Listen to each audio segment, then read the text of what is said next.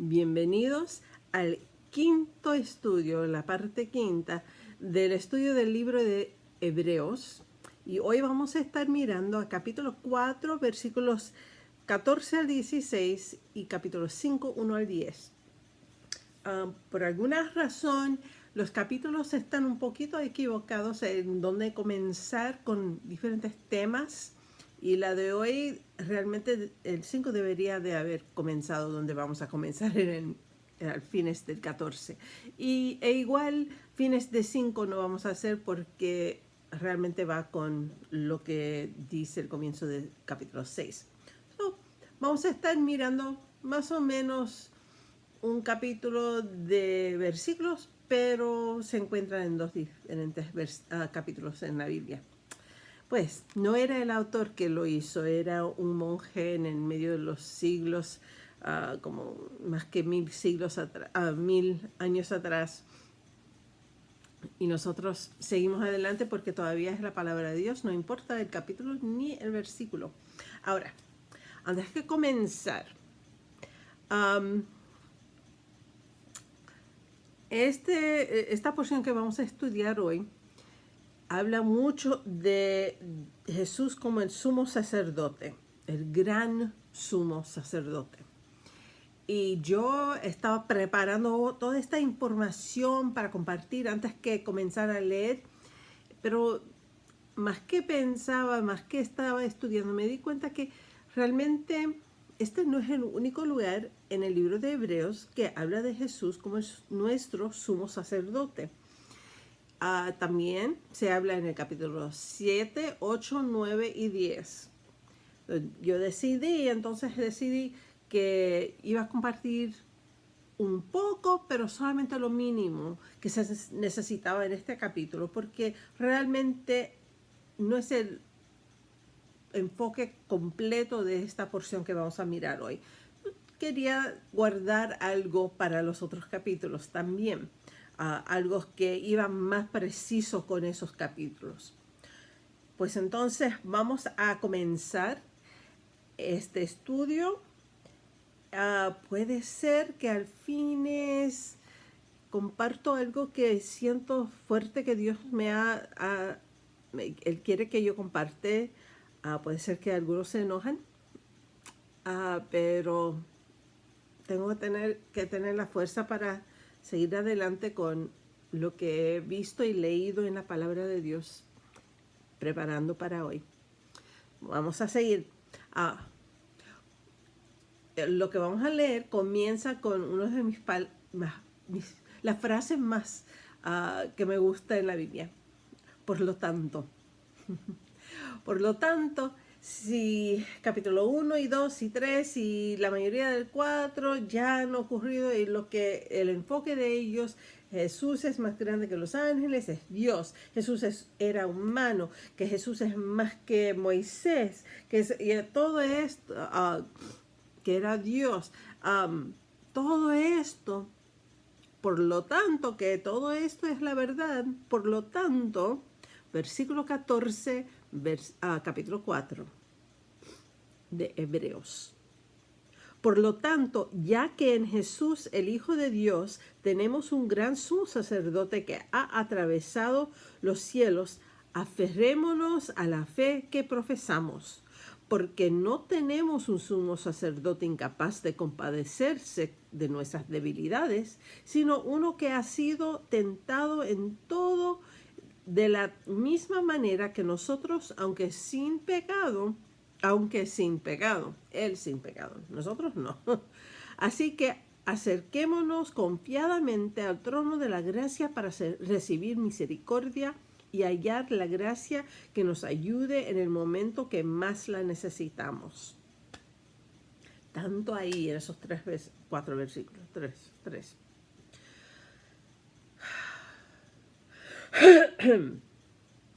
Permiso. Creo que es la humedad que hay. Pues Jesús, el Hijo de Dios, Jesús, Dios.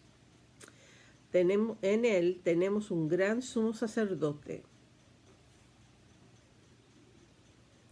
Sumo sacerdote. Pues lo que puedo compartir sencillamente, en el tiempo de Moisés, cuando edificaron el primer tabernáculo, que luego construyeron templos para Dios, pero al comienzo, Dios decidió quién iba a servir en el tabernáculo cerca a su presencia. Y eran todos descendientes de Leví. Era uno de las docenas de hijos que tuvo Jacobo, o nombre cambiado a Israel, Leví.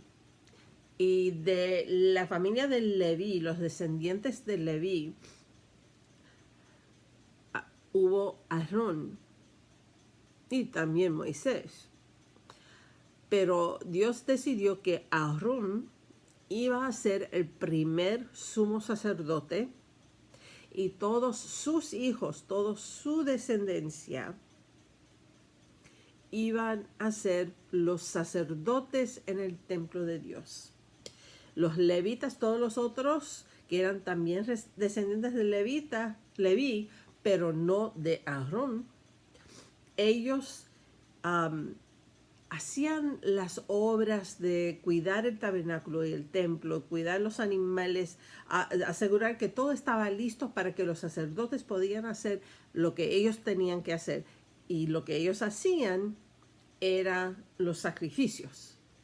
Ellos mataban los animales, los preparaban para el sacrificio sobre el altar, los presentaban a Dios. Esos sacrificios eran presentados a Dios por medio de los sacerdotes, y los levitas limpiaban, arreglaban, aseguraban que había agua y de todo, y todo ese, los negocios, las ofrendas, contándolas, guardándolas, cuidando, limpiando el tabernáculo y todo eso.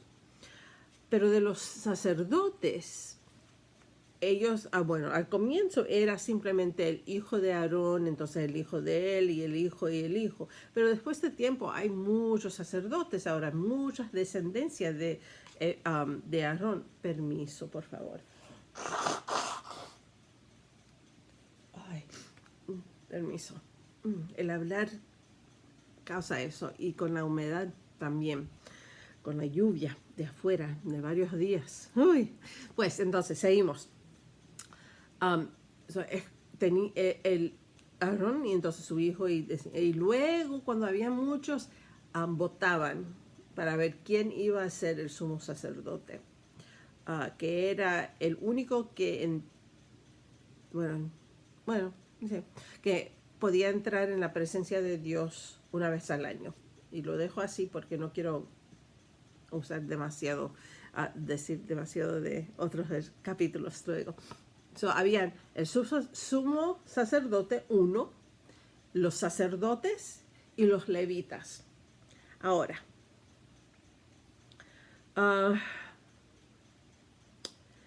creo que los cristianos, nosotros, fallamos en algo. Creo que hemos olvidado qué es que Dios quiere de nosotros. Ahora, cuando los israelitas, cuando Dios decidió que Aarón iba a ser el sumo sacerdote, sus descendientes los sacerdotes, y los descendientes de Leví los que cuidaban, y el resto de Israel estaba afuera, eso no era el plan original de Dios. El plan original se encuentra en el libro de Éxodo. Vamos a mirar el libro de Éxodo, capítulo 19. Éxodo 19. Y esto es después que salieron de esclavitud en Egipto. Están al lado del monte Sinaí. Todavía no han recibido los 10 mandamientos, pero están en ese tiempo, momento. El próximo capítulo es cuando los reciben. Pero en este capítulo, Dios le está diciendo a Moisés: dile al pueblo de Israel lo que te digo aquí. Y esto es lo que dice Éxodo 19, 5 y 6. Si ahora ustedes me son del todo obedientes y cumplen mi pacto, serán mi propiedad exclusiva entre todas las naciones. Aunque toda la tierra me pertenece, ustedes serán para mí un reino de sacerdotes y una nación santa. Y él dice, comunícales todo esto a los israelitas. Oiga eso, aunque toda la tierra me pertenece, ustedes serán para mí un reino de sacerdotes y una nación santa. Todos, en los ojos de Dios, Él quería toda la nación de Israel que fuera sus sacerdotes, que podían traer y hacer el sacrificio ellos mismos, que venía a representar a Dios al mundo, que ellos iban a traer a otros a Dios, que iban a ser una nación santa y una nación tan cerca de Dios, tan ejemplo para Dios, que iban a atraer a otros. No lo lograron. Y comenzó inmediatamente en el próximo capítulo. Te invito a mirar a capítulo 20 de Éxodo, versículos 18 y 19. Recién baja Moisés de recibir los 10 mandamientos, y esto es cómo actúan las respuestas de los israelitas a ver la presencia de Dios arriba en el monte. Aquí.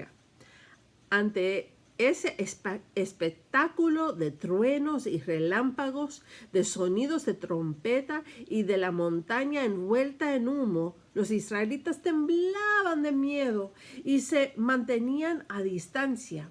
Así que le suplicaron a Moisés, háblanos tú y te escucharemos. Si Dios nos habla, seguramente moriremos. Básicamente están diciendo, no nos atrevemos a estar cerca de Dios. Tú pases a Él, tú seas el entremedio. Nosotros queremos separarnos de Él, queremos estar más lejos de Él.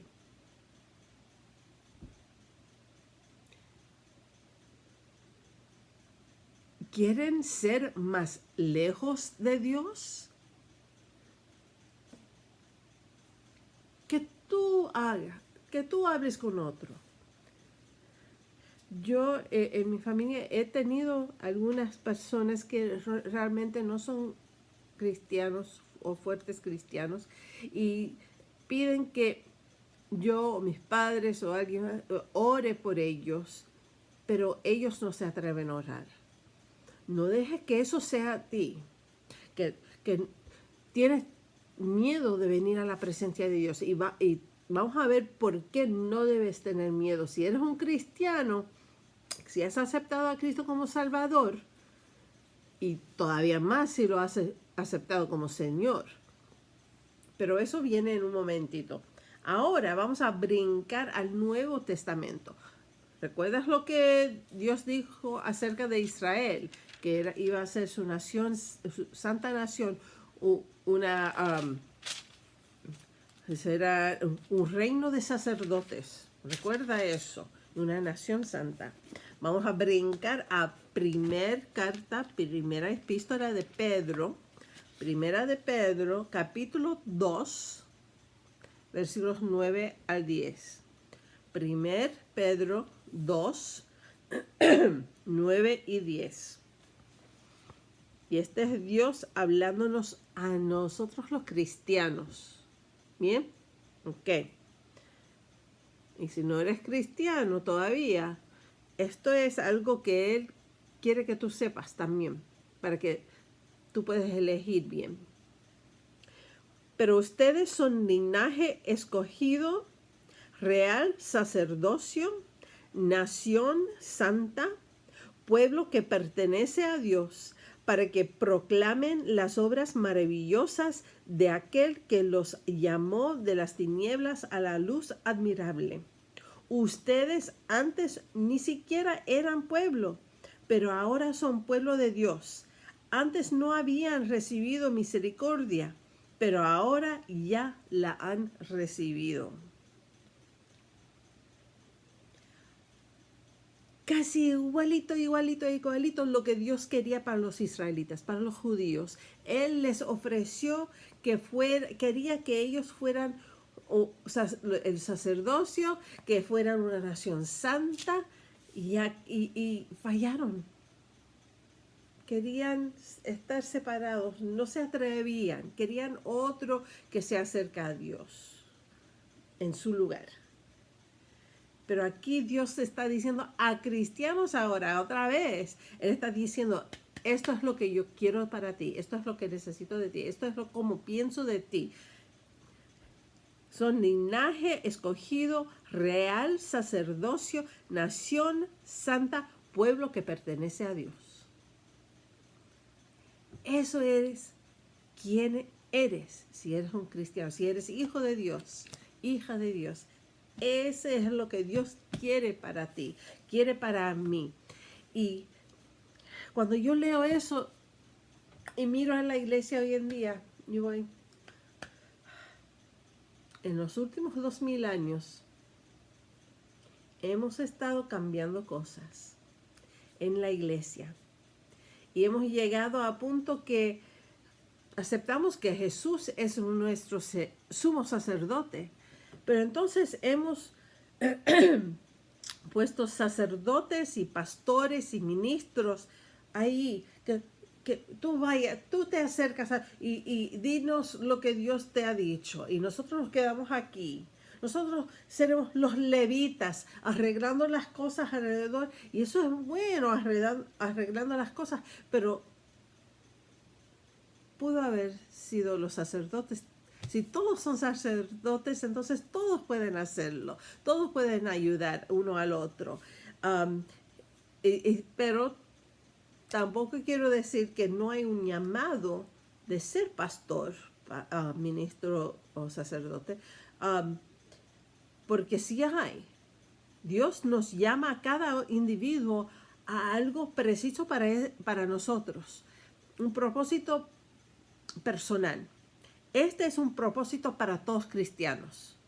Ser el real sacerdocio.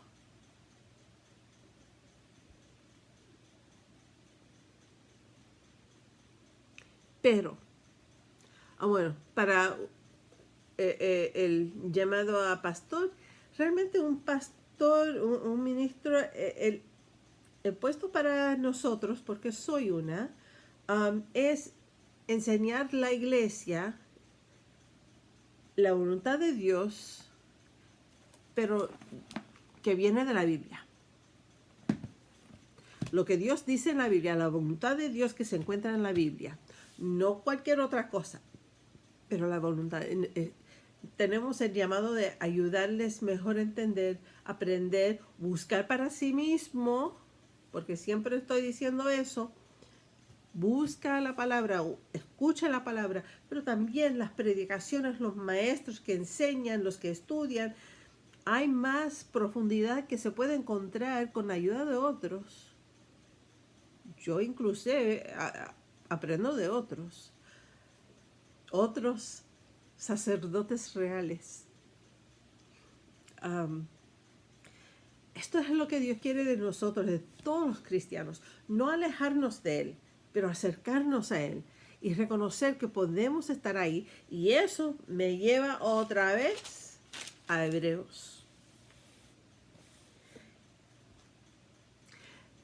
En mis estudios encontré una ilustración, un cuento de un muchacho que estaba jugando en la arena y encontró una roca grande y quería quitarla para que podía jugar mejor. Y trató de levantarla, no pudo. Trató de empujarla, no pudo. Trató de correr y empujarla y nada sucedió. Tomó un palo y trató de levantarlo con el palo y nada. Y se frustraba y se frustraba haciendo todo lo que podía hacer y por fin, desesperado, fue a entrar a la casa. Ahora, durante todo ese tiempo, su papá estaba mirando por la ventana de la cocina, mirando atrás de la casa al muchacho haciendo todo esto. Y el muchacho entra y dice, ¡ay, que he intentado todo para mover esa roca! Y el padre le miró y le dijo, no intentaste todo. Nunca me pediste ayuda. Y eso viene aquí, en la palabra de Dios. Ahí se ve. Versículo 16, el último versículo del capítulo 4. Así que acerquémonos confiadamente al trono de la gracia para recibir misericordia y hallar la gracia que nos ayude en el momento que más la necesitamos. Dios quiere que nos acercamos a Él. Él no quiere que nos guardamos a la distancia. Él quiere que nos acerquemos. Él quiere que pedimos ayuda cuando estamos necesitados. Que no seamos ese muchacho, ese chico ahí afuera tratando de hacerlo en toda manera y con toda su fuerza, toda su inteligencia, usando lo que había a sus alrededores, pero jamás le pidió ayuda de su papá, que podía salir y levantarlo y moverlo. Ni le pidió ayuda. Y Dios nos está llamando a venga a mí. Déjame ayudarte. Ahora, seguimos en capítulo 5. Vamos a leer versículos 1 al 3, que realmente está hablando de los sumos sacerdotes humanos, terrenales, los antes de Cristo. ¿Bien? Todo sumo sacerdote es escogido de entre los hombres. Él mismo es nombrado para representar a su pueblo ante Dios y ofrecer dones y sacrificios por los pecados. Puede tratar con paciencia a los ignorantes y extraviados, ya que él mismo está sujeto a las debilidades humanas. Por tal razón, se ve obligado a ofrecer sacrificios por sus propios pecados, como también por los del pueblo. Este es el sumo sacerdote hasta el tiempo de Jesús, hasta el momento que Jesús murió y resucitó. Parte de lo que hacía el sumo sacerdote era traer sacrificios representando al pueblo. Pero antes que hacerlo, él tenía que hacer un sacrificio para sí mismo, porque él era pecador. Pero nuestro sumo sacerdote, Jesús, él vivió sin pecar. Él es el perfecto sumo sacerdote para tomar esa obra, ese trabajo, ese lugar. Y ahora vamos a leer versículos 4 al 6, creo. Déjame ver. ¿5? 4 y 5. 4 y 5.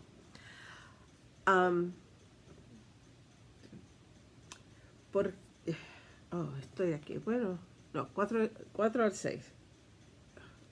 Tengo los dos idiomas. Está marcado y estoy inglés, español, inglés, español, inglés. Ok. Al otro lado. Ok. Versículos 4 al 6. Sí, estaba bien. Pensaba que era, pero no parecía. Ok. Estos versículos tienen que ver con Jesús, como el sumo sacerdote. Entonces vamos a mirar lo que nos dice la palabra de Dios acerca de Jesús, nuestro gran sumo sacerdote. Nadie ocupa ese cargo para iniciativa propia, más bien lo ocupa el que es llamado por Dios, como sucedió con Aarón. Tampoco Cristo se glorificó a sí mismo haciéndose sumo sacerdote, sino que Dios le dijo: tú eres mi hijo, hoy mismo te he engendrado. Y en otro pasaje dice: tú eres sacerdote para siempre, según el orden de Melquisedec. Vamos ahí. ¿Recuerdas en los últimos capítulos que el autor de Hebreos usa el Antiguo Testamento para ayudar a los judíos, los hebreos que están leyendo esta carta, recordar cosas que fueron enseñados a niños. Y aquí hay 2 versículos que son conocidos del libro de Salmos que el autor de Hebreos usa aquí en capítulo 5. La primera es el fines de versículo 5 aquí. Tú eres mi hijo, hoy mismo te he engendrado. Pero eso es algo que viene de Salmo capítulo 2, versículo 7. Yo lo reconocí al momento porque años atrás me esforcé a aprender capítulo 2 de Salmo. Y cuando lo vi dije, oh, eso es de capítulo 2. Y lo conozco. La otra también es de Salmo, versículo 6 en Hebreos aquí, pero es Salmo 110, versículo 4. Y eso es donde dice, tú eres sacerdote para siempre, según el orden de Melquisedec. So aquí vemos que Jesús es escogido por Dios para ser nuestro sumo sacerdote, y que va a ser el sacerdote para siempre. Todos los otros sumos sacerdotes eran año por año. Bueno, después cuando comenzaron a escoger entre ellos mismos, era año por año. Antes era la vida de uno hasta que murió, entonces el próximo y el próximo. Pero ya, para el tiempo de Jesús, era año por año. Y también en el tiempo de Jesús, ya no eran los sacerdotes que escogían el sumo sacerdote, era el rey. Nada que tenía nada que ver con religión, realmente era pagano, pero él escogía los sumos sacerdotes. Y era el sumo sacerdote que quería matar a Jesús. No era uno escogido por Dios, pero era escogido por Herodes, que era pecador, el rey Herodes. Pues, hay un punto aquí que quiero compartir. El nombre Melquisedec. Se va a leer una vez más en esta lectura de hoy. Voy a dejarlo por ahora, en vez de tratar de compartir quién era Melquisedec y de qué se trata esto, porque capítulo 7 de Hebreos es todo acerca de Melquisedec, Abraham y Jesús. Vamos a mirar a Melquisedec bien en capítulo 7. Hoy solamente que notas el nombre. Muy bien. Y eso realmente es lo que hay. El sumo sacerdote fue escogido. Jesús fue escogido por Dios para ser nuestro sumo sacerdote. Y seguimos adelante con los últimos versículos, 7 al 10. Últimos 4 versículos. En los días de su vida mortal, Jesús ofreció oraciones y súplicas con fuerte clamor y lágrimas al que podía salvarlo de la muerte. Y fue escuchado por su reverente sumisión. Aunque era hijo, mediante el sufrimiento aprendió a obedecer. Y consumada su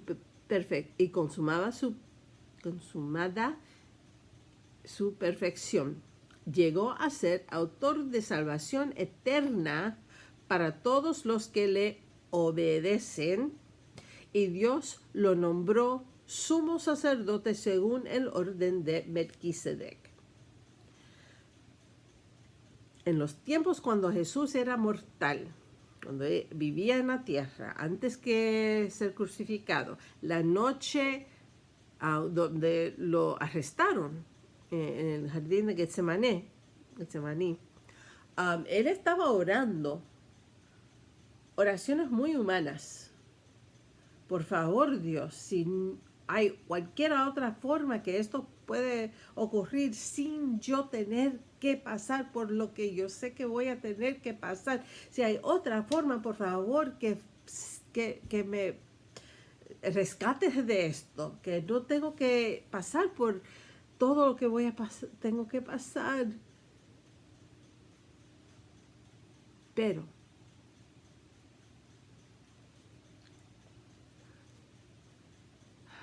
fue escuchado por su reverente sumisión.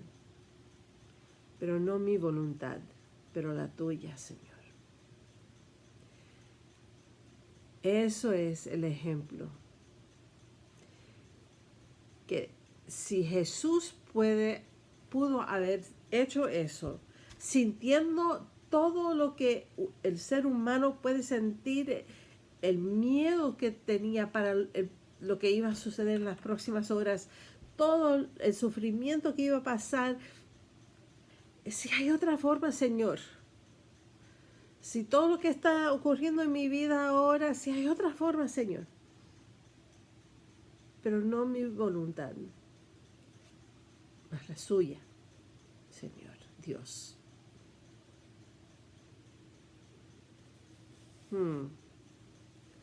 ¿Cuándo hemos llegado a ese punto? Y entonces dice, y Dios lo nombró sumo sacerdote según el orden de Melquisedec. Dios lo escogió para ser nuestro sumo sacerdote, más o menos 40 años antes que el fin del templo. Dios le dio a los judíos una generación para reconocer a Jesús. Y cuando pasó esa generación, 40 años, los romanos vinieron y tumbaron todo el templo y no han tenido sacrificios, ni sacerdotes, ni sumos sacerdotes desde el día hasta hoy. Pero Dios proveó Jesús, el mejor sacrificio, el mejor sumo sacerdote, antes, una generación antes de que lo necesitaban. Eso es un Dios que nos ama. Pero somos buenos sacerdotes para Dios. Nosotros fallamos, tal como dice que estos sumos sacerdotes humanos fallaron, necesitaban tener sus sacrificios para sus pecados. Nosotros les fallamos a Dios. ¿Por qué digo esto? Porque la Biblia nos enseña qué es la prioridad de Dios. La suma prioridad de Dios. Y no siempre estamos siguiéndola nosotros. La prioridad más importante para Dios es nuestra salvación. Es la salvación del mundo, de la humanidad completa. La prioridad de Dios es que nosotros como cristianos, como la nación santa, como sacerdotes de Él, que compartimos lo que conocemos acerca de Dios y de Jesús como Salvador. Eso es la prioridad de Dios para nosotros, los cristianos, que hagamos. Él nos ha llamado a ser discípulos de todas las naciones. Esa es la prioridad de Dios. Pero a veces, muchas veces, nosotros cristianos nos metemos en prioridades que no son de Dios. Parecen buenas cosas y son buenas cosas, pero no son lo más importante para Dios. Y nosotros realmente tenemos que poner los ojos en Cristo, en Dios, y seguirle a Él más que todo lo que el mundo nos está diciendo que el cual deberíamos preocuparnos.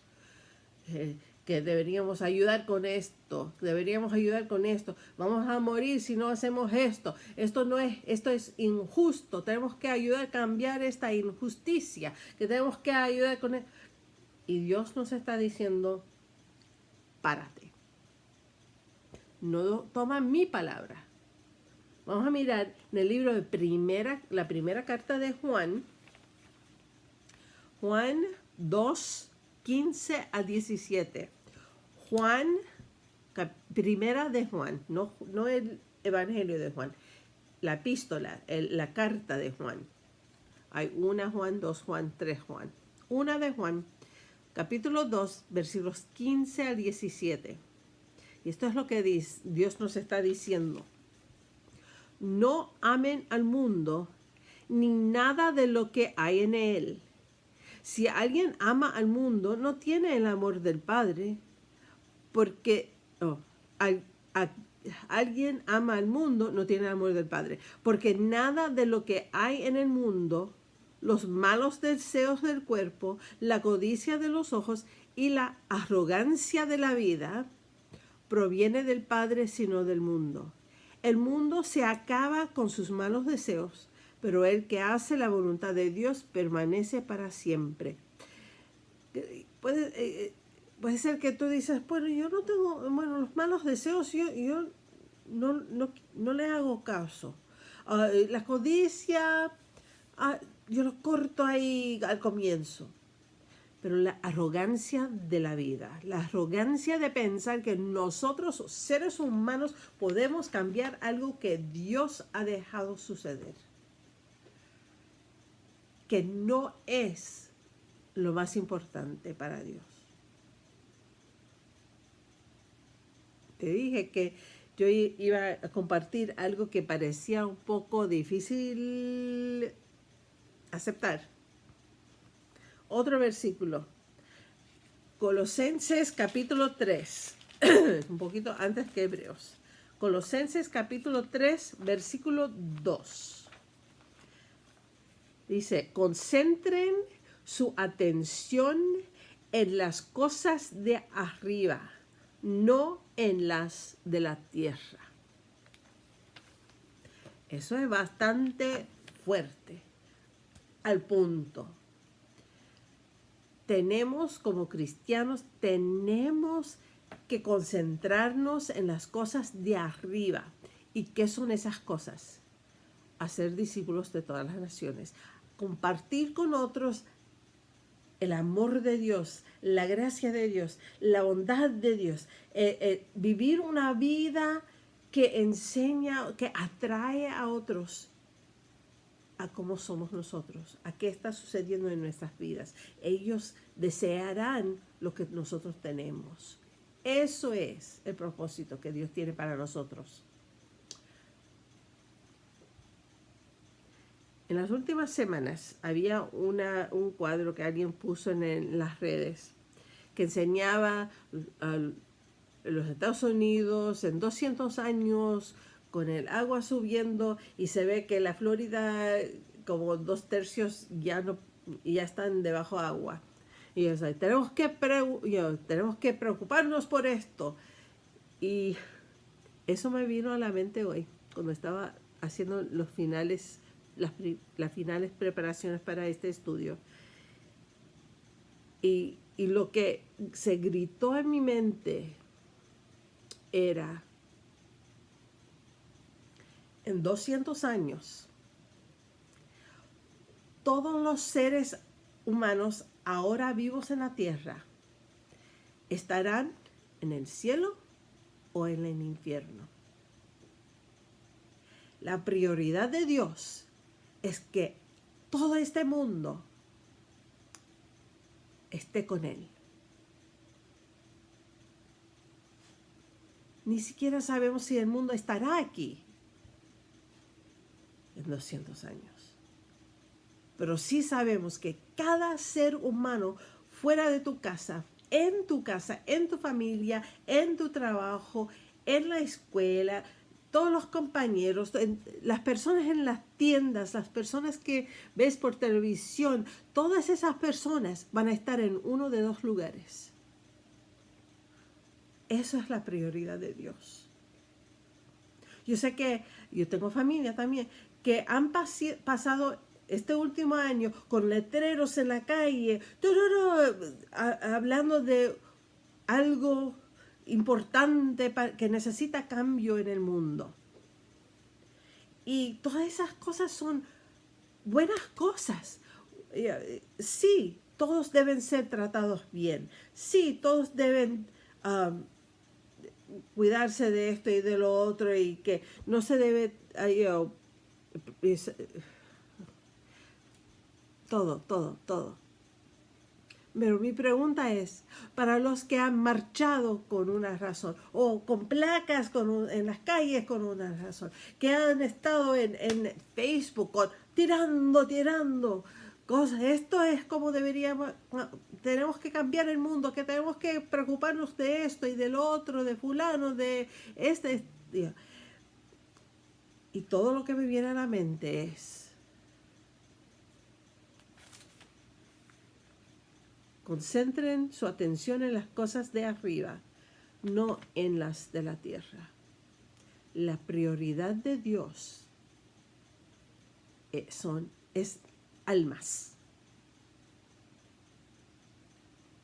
Ya. Puede ser que pierdo personas que no quieren mirar a más estudios porque están contra lo que estoy diciendo, pero realmente siento que Dios me está empujando a decir esto, que tenemos que balancear. Sí, hay buenas cosas que podemos preocuparnos, pero no inundirnos en esas. Eso es trampa de Satanás. Él está usando el mundo para atraernos fuera de lo que es principal para Dios. Concentramos en todo lo de arriba, en todo lo de Dios, y no todo lo de la tierra. Y eso es donde paramos. Hasta la próxima. La semana que viene vamos a continuar los últimos pocos versículos en capítulo 5 y comenzar con el 6. Hasta entonces, que Dios los bendiga, los guarde, un abrazo grande que no puedo hacer físicamente, pero que Dios te puede abrazar. Cuidar tu familia, cuidarte a ti. Tú eres sacerdote de Dios. Si eres cristiano, Él quiere que tú te acercas a Él, que tú seas embajador para Él en este mundo tan perdido. Dios le bendiga. Hasta la próxima.